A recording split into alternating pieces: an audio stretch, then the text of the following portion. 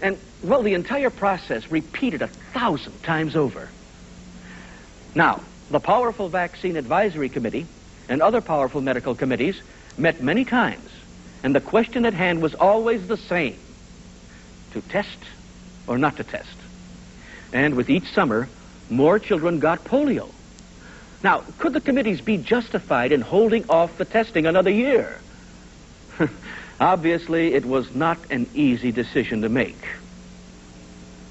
But you're the one who spent all those years on research, Dr. Salk. Why can't you tell me about it?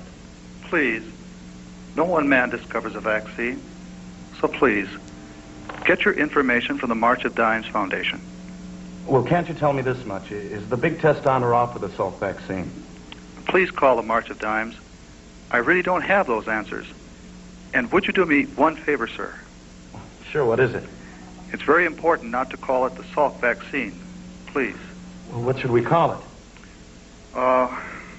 The University of Pittsburgh vaccine. Okay, fine. That's what we'll call it. Thank you. Well, this guy's something else. Change that headline to read University of Pittsburgh vaccine. It won't fit, Ed. No way. We'll make it fit. This guy's serious. Salk was shy and respectful, but he also had the courage of his convictions and quietly arranged a small field test at a home for crippled children near Pittsburgh. He asked the children and staff to keep it a secret. And we heard a rumor that you're doing some testing on some kids for the Salk, the University of Pittsburgh vaccine. Thanks for using the right name. But no, we're just taking some blood samples. Well, is that to determine which child will get the vaccine? Please, I can say no more.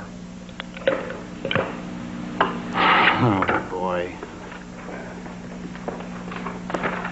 I want you to know, Ed, I had nothing to do with this. The boss says the University of Pittsburgh vaccine is too long. He says that if Ike is all the headline we can give Eisenhower, Salk is good enough for this. And so that was the name, whether Jonas Salk liked it or not. And confidentially, he never did like it. Well, the committee still had not made the decision to test or not to test. Basil O'Connor demanded their vote. If every vaccine had to pass half the tests this one has already passed, we wouldn't yet have a smallpox vaccine. This is no experiment, gentlemen. You're the one who said Salk would not guarantee the duration of immunization. Should we wait 10 years until we know for sure? But if one child, just one, contracts polio, the medical profession will be set back 10 years. Now, while Dr. Salk continued to perfect his vaccine in an old, dirty Pittsburgh building, Chairman O'Connor listened to the same old debates month after month. Now, during one of them, he jotted down some figures on a pad, and then he said, I have just calculated that during this summer, approximately 40,000 children will get polio. 15,000 will be paralyzed, and 1,000 will die. I hear a lot in these debates about your reputations, but I don't hear anything about these kids. Let me remind you again that the March of Dimes money has come from the people, not the profession. Well, that statement by Basil O'Connor stopped the debates all right, but still did not get approval for the polio vaccine field trial. In fact, the debate spread to professional societies. Many distinguished scientists argued that the living virus would be more effective and would give immunity for many years. Well, finally, the various committees involved did vote to begin the mass trial, but only if it would be the double-blind type of trial. Now, the double-blind trial was hateful to Jonas Salk. In the case of his vaccine, it would mean that 1 million children would be injected.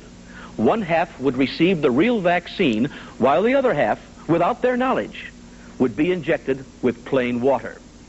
Records were to be kept of both groups to determine the effectiveness of the vaccine. What moral justification is there for intentionally injecting a child with a placebo? I will not lay my hands on a child and inject water, letting him believe he got the vaccine. Although Dr. Salk hated the test, he hated even more the messages he received daily. Dr. Salk, we have 17 more cases today. Do you think it will be soon, Doctor? 20 new cases. Well, it was inevitable that Dr. Salk concede to the double-blind test.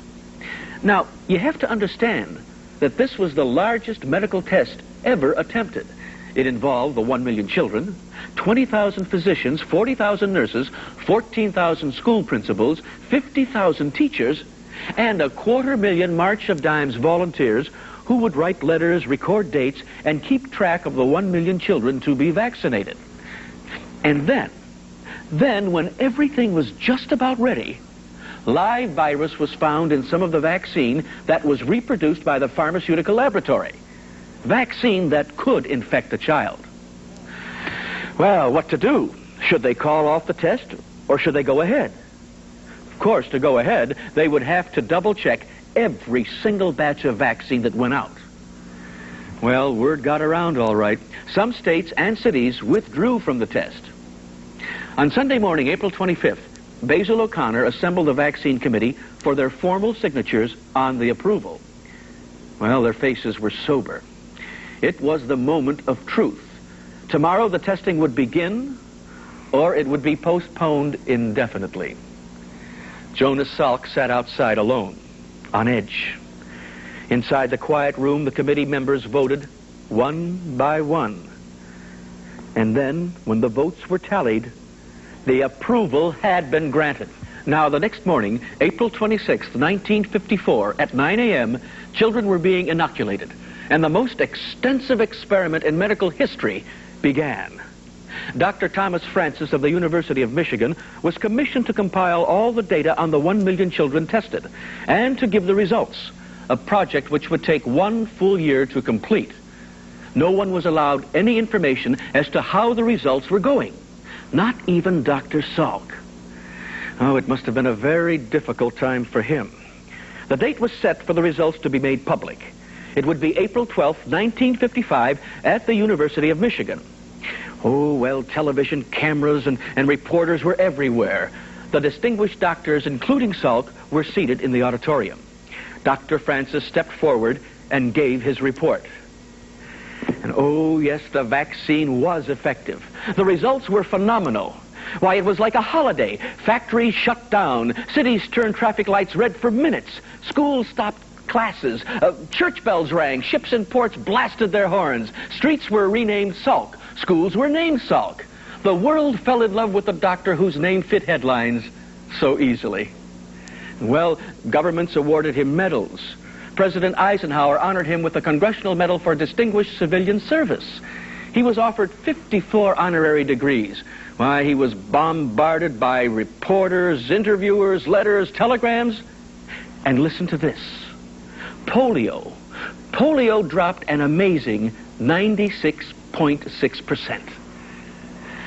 Well, an overwhelmed Jonas Salk wished for just one thing, to go back to work. Oh, yes, and he wished for another thing, too, to do it his way.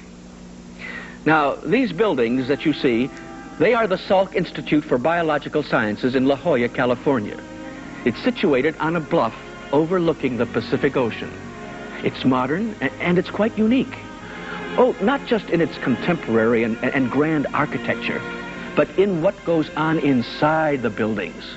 Research on such things as genetics, cancer, multiple sclerosis, cell study, and much more. This is the living drama of Dr. Jonas Salk and his fellow workers achieving the medical breakthroughs that ensure a better health for all mankind today and tomorrow.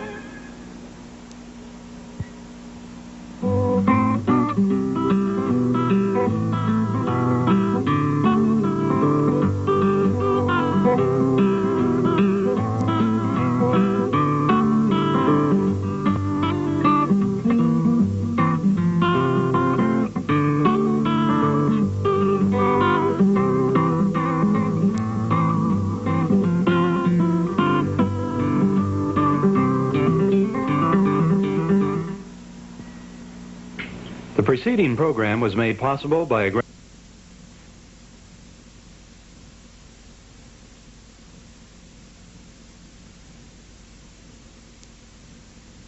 This is WVIZ TV 25, Cleveland.